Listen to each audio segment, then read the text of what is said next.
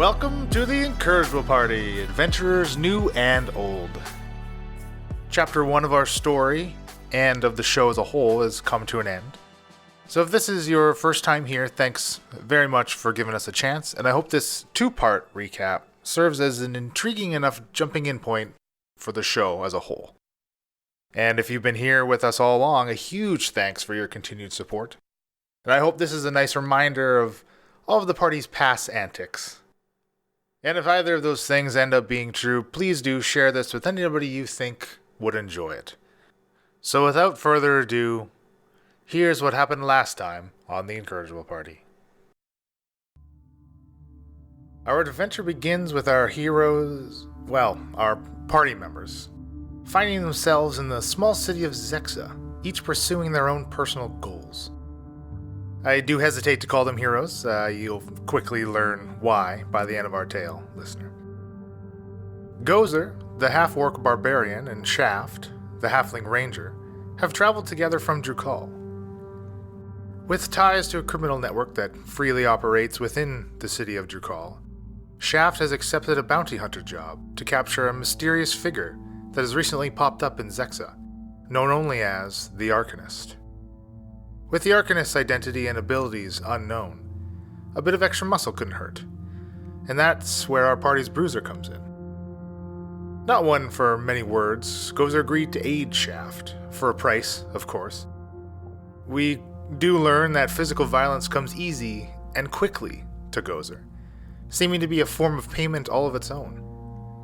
She was ousted from her orc tribe in the Vorgarag Mountains after a failed coup against the chief, Clash Bone Collector, leaving Gozer tribeless, lost, and bored.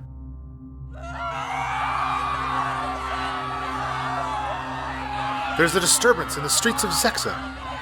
Townspeople rush past Gozer and Shaft, clearing the streets to reveal an animated mass of stitched-together body parts. Two torsos connected end to end to form an insect-like segmented body, standing on four haphazardly attached legs to the lower torso. It swings its six randomly stitched arms attached to the upper part, attempting to crush an armored human. Flashes of red and green burst from the human's gauntlets, hitting the fleshy monstrosity, keeping it at bay. The human's polished chestplate and helm reflecting the light from his own attacks. At their feet, this battle raging above, lays an unconscious woman. Standing on the other side of this battle in the middle of the street, Gozer and Shaft spot our party's glass cannon, the half-elf wizard Falzarin. Spending the majority of his life on the small island of Heraklion, studying magic with the fabled scholars that attract many seekers of knowledge, Falzarin has left the comforts and safety of his own home. Being the hub of all things magical in Aspara, it was inevitable that the rumors of experimental, unconventional magic would reach the shores of Heraklion. Rooted in their traditions of the pure ways of magic, these rumors were immediately dismissed by the elders of the Isle, Falzarin's interest in them being denounced and disparaged.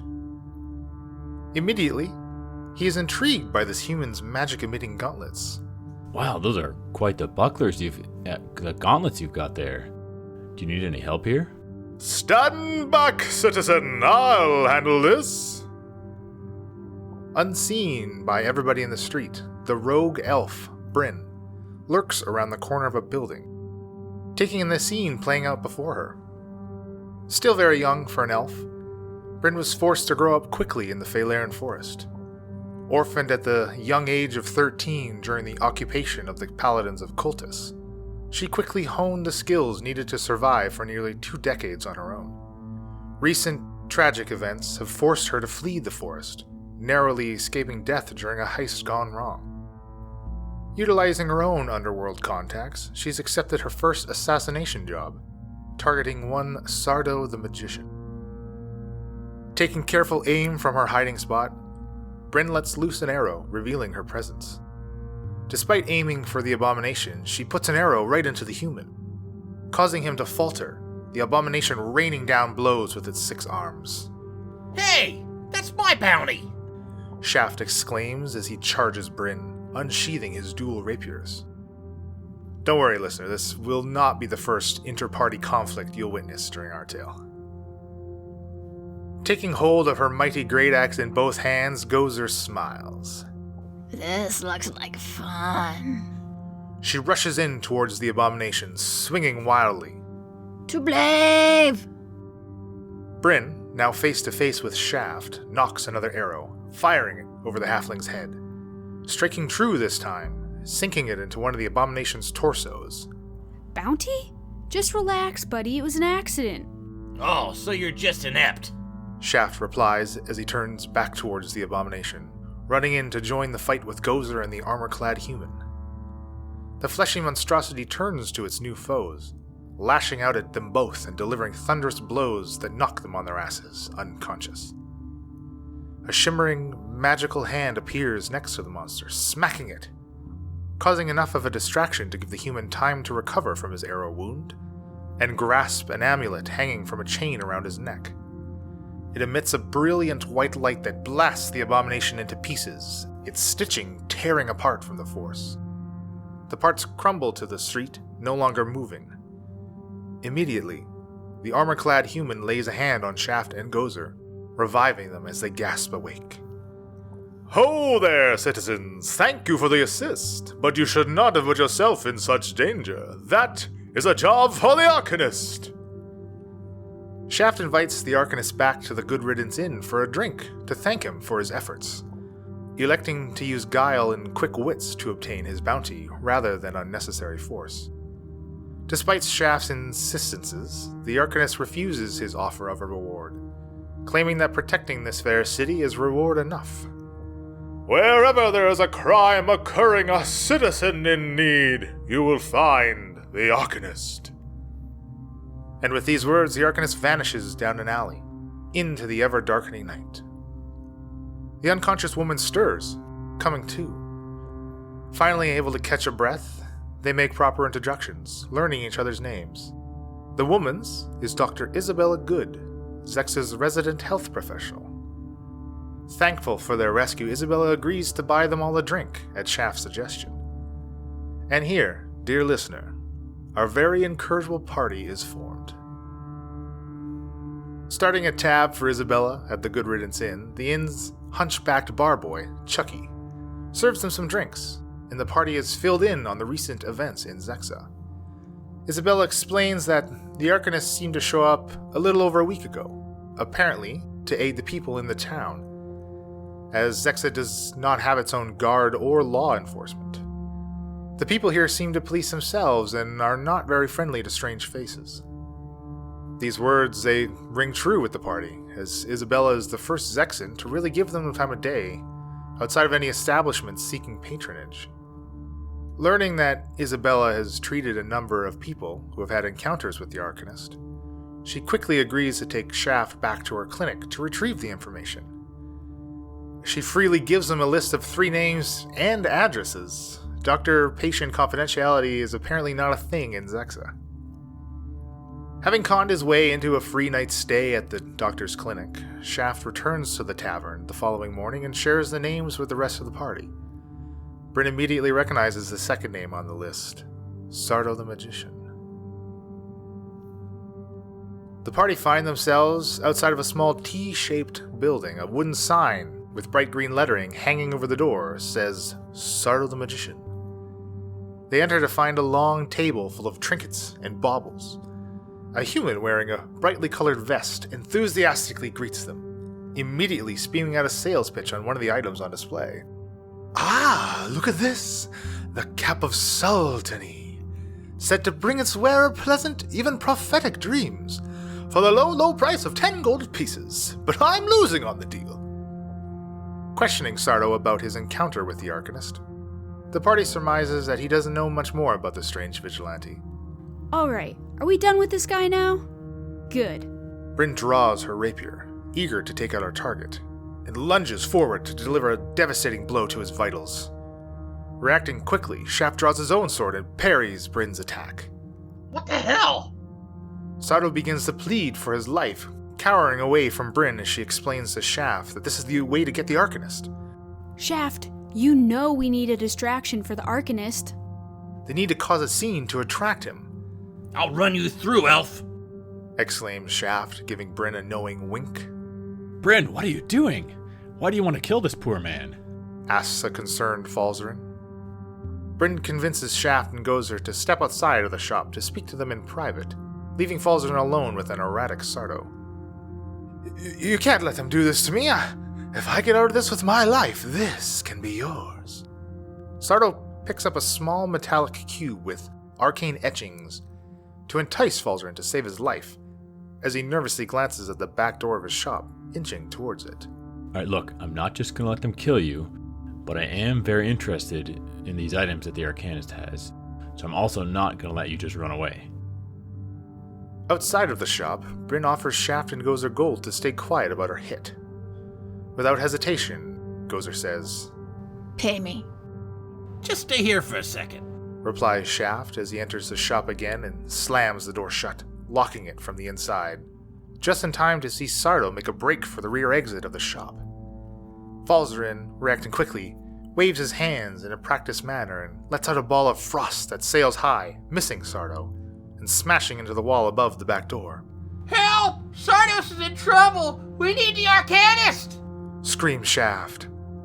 Unable to enter the shop from the front now that it's locked, a frustrated Bryn moves around the building to enter through the back, to find a fleeing Sardo. Despite Shaft's cries echoing down the street, Bryn quickly draws her bow and expertly puts an arrow right into the back of Sardo's head, instantly killing him. Her job completed, Bryn continues around the perimeter of the shop into an adjacent alley to keep a lookout for the Arcanist. Witness to all of this, Gozer follows her, demanding her hush money, happily pocketing it. Shaft's cries have now drawn a crowd in the streets of Zexa, as people have gathered around Sardos' body. Exiting the shop as well, Falzarin and Shaft see Isabella Good heading down the street, pushing her way through the crowd to check Sardos' body, confirming that he's dead. Spotting Chucky in the crowd, Isabella motions to him and two others. There's nothing I can do here. Let's take his body back to the mortuary. Chucky and the others approach the body, getting a good look at the arrow protruding from Sardo's head. Shaft quickly pulls it out before Sardo's body is taken away. The crowds disperse, the party seeing no sign of the Arcanist. Suspicious that Sardo and the Arcanist may be one and the same, Shaft and Falzarin search his shop for information to confirm their theory. Finding a hidden door, it reveals a back room full of copies of the items displayed on the shop's tables. It's clear that Sardo was some kind of con man, selling false magical items. Hitting a dead end at the shop, and not learning anything of value from the other two people on Isabella's list, the party decides to return to the place they first encountered the Arcanist and the Abomination. Their search here leads them to a rooftop that Falzarin and Bryn climb onto, finding a powdery residue around a shingle, broken by what appears to be some kind of impact point. Falzarin is able to deduce that the residue is magical in nature, as if it is some kind of byproduct of a spell activation. The powder continues across the roof, leaving a trail that points back towards the Good Riddance Inn. Perhaps the Arcanist is staying at the inn. One bit of consistent information that the party has gathered is that nobody in Zexa seems to know who the Arcanist is. He seems to be an outsider, attempting to earn the town's trust as their protector. They also know that, according to the recounting of Arcanist interactions, they all took place at night. Returning to the inn, the party decides to wait out the daylight hours, and to pick up the hunt at nightfall. It's not long after they have set out once again, that they're stopped in the street by a proclamation from the rooftops. It seems the Arcanist has been searching for them as well. He holds a familiar arrow in his hand, the arrow that Bryn mistakenly hit him with that first day in Zexa. Surrender the elf for the crime of murder, and the rest of you can go about your business. Your punishment, elf, for taking the life of Sardo the Magician, is death. The Arcanist leaps down from the roof, landing in front of them, still brandishing Bryn's arrow. A matching arrow that took down Sardo. Failing to comply with the Arcanist's demand, Shaft manages to get a shackle around his wrist, attaching the other end to his own and running between the Arcanist's legs, tripping him up and knocking him prone. The rest of the party quickly makes short work of him, keeping him alive but rendering him unconscious. Once knocked out, the Arcanist's appearance shimmers and fades, revealing him to be Chucky, the Good Riddance Inn bar boy. Shaft's bounty now collected, the party leaves Zexa under the cover of darkness, planning on heading to Drakal, and set up camp for the night a few hours outside of town. Bound and shackled, Chucky awakens, and the party questions him about the items and his actions. Trying to strike a deal, Chucky tells him about a cave just north of Zexa where he found the enchanted armor. Look, I'll take you guys there. It has a ton more stuff in it. I just took what I could carry and I got out of there. You can take all you want. Let me go. Agreeing to check out the cave, the party beds down for the night, setting up watches just to be safe. Shortly before dawn, on Gozer's watch, she hears the soft whinny of a horse coming from the west, the direction of Drakal. Investigating, she finds the injured animal, its orc rider dead and dragging behind it with its foot caught in one stirrup. Stopping the horse, Gozer immediately recognizes the orc's tribal colors as belonging to a tribe that has been long dead in the Vorgarag Mountains. The orc is covered in slashes and bites from some kind of beast, and tattooed on his forehead is a strange symbol. Unable to identify the symbol's meaning or origin, the party throws Chucky over the newly acquired horse and head northeast, at Chucky's direction, to a small cave opening hidden by some underbrush. As they approach the opening, one of the 3 stone gargoyles that sit perched above its entrance comes to life. Swooping down on stone wings, the party quickly reduces it to rubble.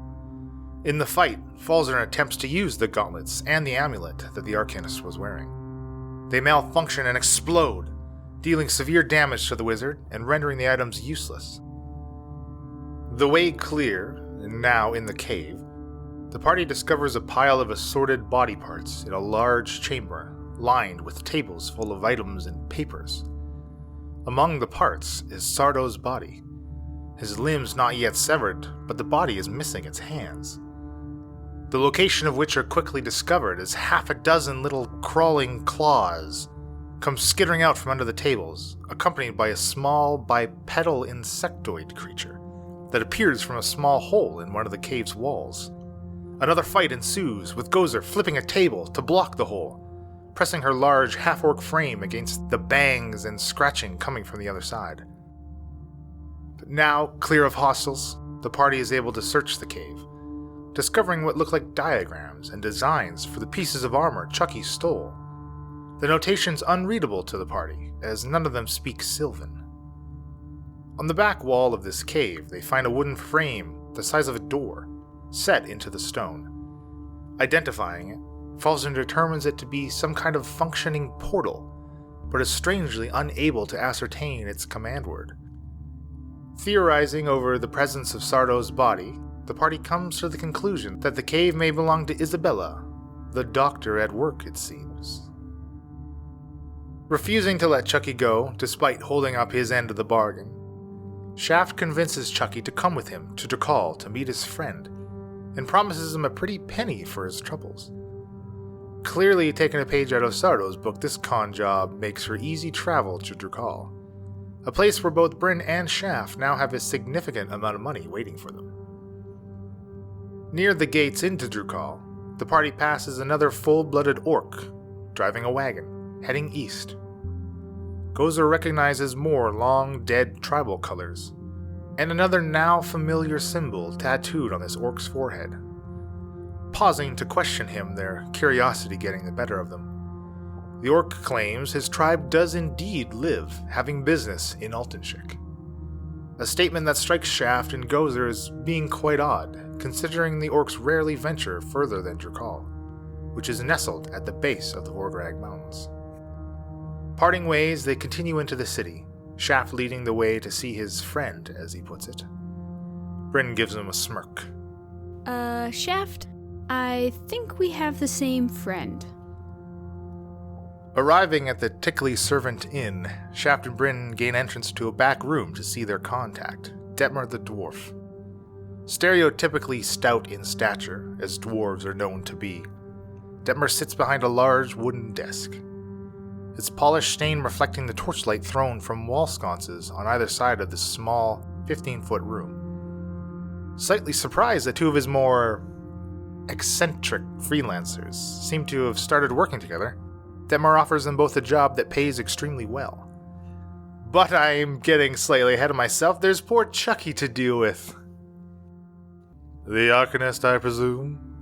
Detmer gestures to Chucky with one meaty hand as he opens a drawer in his desk with the other, removing 2 scrolls.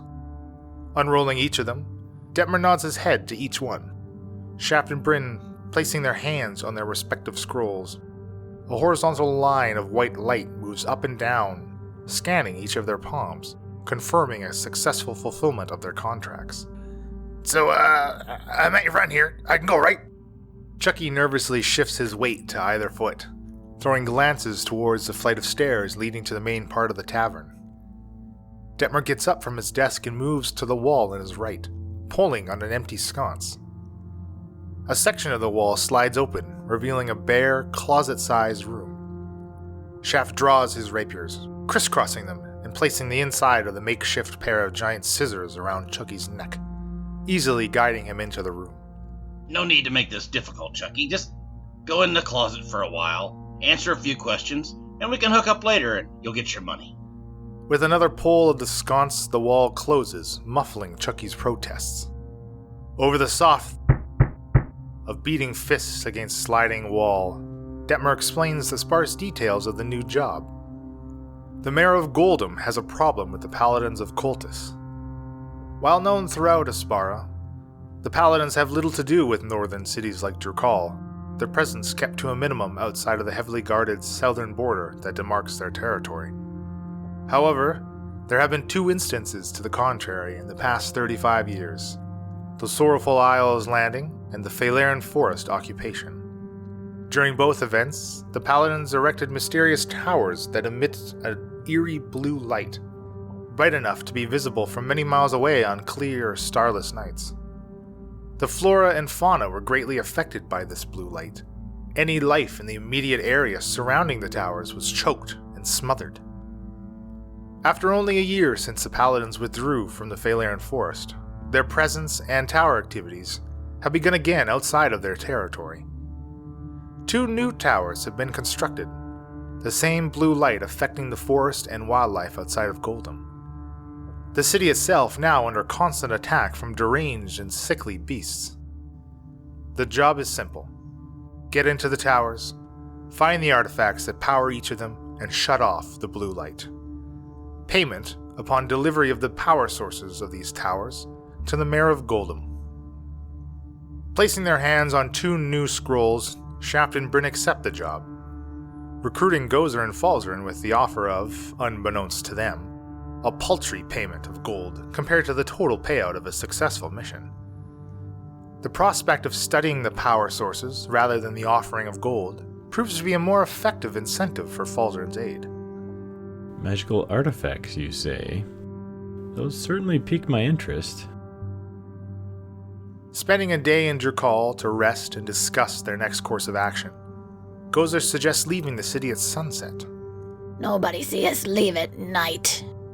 This simply stated sentiment proved not to be true. Unnoticed by the party, 2 cloaked figures slink out of the tickly servant after showing a particular interest in Bryn. As planned, our 4 oddly matched adventurers attempt to take their leave of the inn and the city itself at sundown, only to be stopped in the road. The 2 cloaked figures from the inn flanking a well-armored human. A grin spreads across his face as his eyes meet Bryn's. Hello, Ballhead. Bryn is momentarily stunned. Hank Applebee's, the man responsible for the savage murder of her best friend, Ziari, stands before her now. The sound of his voice triggering violent memories of his greatsword, cleaving Ziari in 2. Give us the amulet, Ballhead. We know you have it. Hank rests his hand on the hilt of his sheathed sword. A large tower is etched into his breastplate, the symbol of the Paladins of Cultus. Seeing their way blocked and severely lacking subtlety, Gozer initiates a fight as she lands a solid punch to Hank's chin. Gozer, Say, move! Wiping the blood from his mouth, Hank smiles as he draws his weapon. From the opposite end of the street, 4 more humans appear, all sporting the same tower symbol on their armor. 2 more from a side alley, and still 2 more behind them. The party is surrounded. Finally, snapping out of her daze, Bryn goes straight for Hank, her shock quickly turning to rage. I will get my revenge. Falzarin takes a peppering of crossbow bolts as he conjures up a fog cloud, obscuring his enemy's vision and letting loose zooming darts of magical energy. Gozer bellows her war cry and makes short work of 2 paladins. Shaft draws both rapiers and with great flourish slides between Hank's legs to catch him off guard and land 2 quick stabs from behind. The party's ferocious attacks are met with equally biting steel and piercing arrow. Shaft and Bryn falling, lifeless but still breathing, to the ground. Stepping out of his fog cloud, Falzarin sees 3 halfling-sized people appear in the alley behind a bow-wielding paladin of Cultus. They make quick work of him with their daggers, only their eyes visible. One of them beckons to the wizard, his words slightly muffled from behind the cloth wrappings that seem to cover their entire body. We can help you. Come with us, quickly! Well, then help my friends too. I can't just leave them. Falzarin proclaims as he slings another set of magical darts that finally fells Hank Applebee's, who is severely wounded by Gozer and her powerful great axe swipes. Grabbing Bryn's unconscious body, the 3 wrapped halflings start to drag her back down the alley they appeared from, towards an open manhole. Gozer, these little guys are gonna help us. Grab Shaft. Easily slinging Shaft over her broad, half-orc shoulder, Gozer and Falzarin follow their small saviors down into the sewer, off the streets of Drakal. Once in the safety of darkness, the 3 helpers pull down the wrappings over their faces, revealing the elven-like features of their darkling heritage. Hesitant to fully trust them but left with no real choice, the conscious party members follow, dragging the unconscious ones with them. Revealing a hidden passageway in the sewer tunnel, they're led through a long series of twists and turns, long enough for Bryn and Shaft to regain consciousness. They sputter awake, questions of where they are and where they're going vaguely answered by the Darklings as they continue to lead them through this maze of tunnels. We help people leave the city. We can get you out. We have a wagon and Juvie will take you away. Oh, we're close. Can you hear Juvie's music? The soft echo of instrumental music can be heard now. Its volume increases as they progress closer to a metal ladder at the end of the tunnel they're currently in. A tunnel that is strangely lined with works of art. Framed paintings hang from stone walls. Alabaster busts sit on pedestals, on display as if they were in a museum. Juvie's up there, you say? Shaft motions to the top of the ladder, the music now reaching its crescendo. The Darklings nod excitedly, seeming to sway and revel in Juvie's music. The ladder leads to the inside of a large L-shaped barn. A wooden, covered wagon sits before a closed sliding door.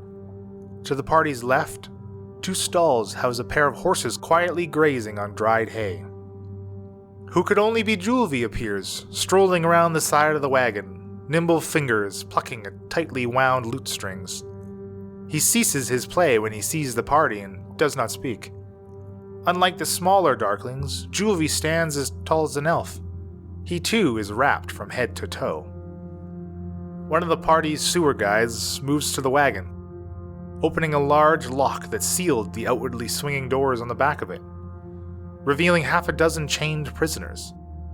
The Darklings draw their daggers, coercing the party into the back of the wagon. Still reeling from their encounter with Hank Applebee's, the party finds themselves in no condition for another fight as they climb into the wagon. Now trapped, but luckily not shackled like their new traveling buddies, the party is left in the wagon long enough to patch up some of their wounds and hatch a plan of escape. Taking short but effective swings in the tight quarters of the wagon, Gozer manages to chop out a hole large enough for Bryn to get her lithe elven arm through to reach the lock. As Bryn is blindly fumbling with her thieves' tools, they hear the rumble of the sliding barn door now opening, and a near inaudible skittering across the barn's roof. Now free, they're face to face with Juvie and 3 orcs with familiar forehead tattoos.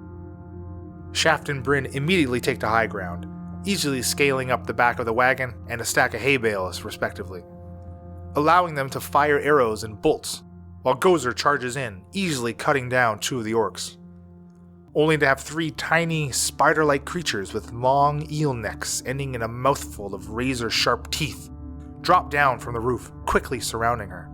They bite into her flesh, pumping her full of poison that nearly takes her down, her relentless endurance keeping her on her feet. Julvi strikes a resounding chord on his lute, letting loose a shattering crack at Shaft's feet, inflicting damage to the halfling and wagon alike. The frenzied yells from the prisoners within it adding to the growing volume of the fight, as Falzern utters his magical chants and throws up his hands in his practiced manners, hurling a shimmering orb at Julvi, engulfing him in flames. A second, much larger spider eel creature clinging to the barn ceiling drops down next to the wagon. It meets Shaft's gaze, clearly trying to influence him in some way. Shaking off its effect, Shaft leaps at the creature from the top of the wagon, letting loose a flurry of rapier stabs. All the while, Bryn landing arrow hits on it and the last orc. With the final crush, stab, and arrow shot, the party has once again got out of a scrape with their lives intact. Quickly searching the bodies, it's clear that the orcs were paying Julvi for the people in this wagon. How the spider eel creatures factor in is not entirely clear, though it did seem as though the orcs were under their command. Some of these more dead tribe orcs, but not this one. Gozer gives one of the orc bodies an angry kick, recognizing it to be Clash, Bone Collector's right-hand orc. Recovering a set of keys, Shaft throws them to the prisoners in the wagon, and the party saddles up the horses, riding out of there as fast as possible, not keen on waiting for Darkling reinforcements from the sewers below. Now outside, they find themselves north of Drukal, the cityscape dotted with torchlight in the distance. They spur the horses west, through the night, seeking refuge on the shores of a small lake nearly a day's ride away. Here, they lick their wounds, heal up, and follow a south-flowing river towards the Blue Towers through a small mountain range near the city of Victor. With the river at their side, the party spots 2 goblins in the water far ahead of them.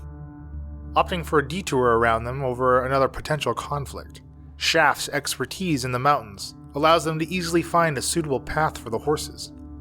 It takes them up, ascending into the mountain, the goblins quickly disappearing from view below them, until they come to a small cave opening, the path extending past it another 60 feet, ending in a sheer drop down the side of the mountain. Curiosity and the possibility of loot getting the better of them, they investigate the cave, discovering an expansive cavern with 8 makeshift kennels housing large, ferocious dog-like creatures called wargs. Gaining their trust, Bryn satiates the beast using parts of the previously dispatched ogre kennelmaster. How about some finger food? Gozer, help me chop these off. Continuing deeper into this mountainside, our party goes on to discover a large cave system connected by an elevator platform that houses ogres, bugbears, and hobgoblins. It's here our pernicious party performs their first heroic deed of the adventure, in saving 2 humans from becoming warg food and getting them out of this cave. Claiming to have been panning for gold in the river, a group of goblins ambushed and captured them, only to hand them off to the ogres to be prepped for chow time. Despite Bryn's distrust of them, the party escorts them back down this mountain path. The party continues to follow the river south, as the 2 humans travel north, unsure if they're happier to be out of the mountain or away from Bryn. Though they escaped the mountain with no more than a few scrapes and bruises, the mountain's inhabitants were not quite done inflicting violence upon them. While distracted by a waving ogre, eager to greet them, 3 goblins riding wolves sneak up behind the party, quickly accompanied by a second lumbering ogre, intent on taking them back to their mountain. Snapping, snarling jaws and clanking metal quickly break the idyllic river scene. And that was just Gozer. The wolves barely made a noise. As the party begins to make quick work of the goblins' mounts and the ogres, Gozer swings a mighty blow at the largest of the goblins. Instinctively, it grabs his goblin buddy and thrusts it into the path of her axe, quickly dropping to his knees and laying down his weapons. Hey, you be king. You strong. They'll follow you. Gozer smiles and forcefully pats the goblin on the head. Yes, Gozer king now.